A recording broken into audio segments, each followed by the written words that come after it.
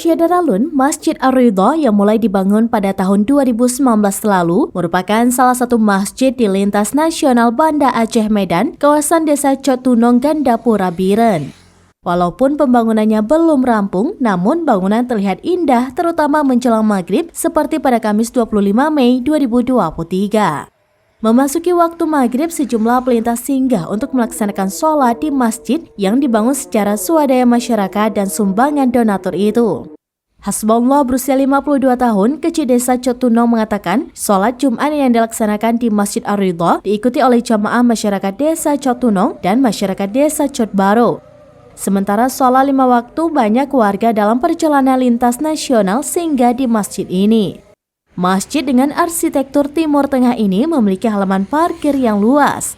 Ketua Panitia Pembangunan Masjid Ar-Ridha, Tengku Zainal Abidin berusia 55 tahun mengatakan, untuk kelanjutan pembangunan, masjid ini masih membutuhkan dana sekitar 4,8 miliar rupiah lagi.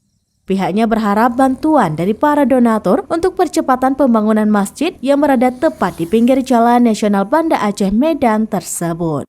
Dari Biren, Ismadin Idris, SerambiNews.com.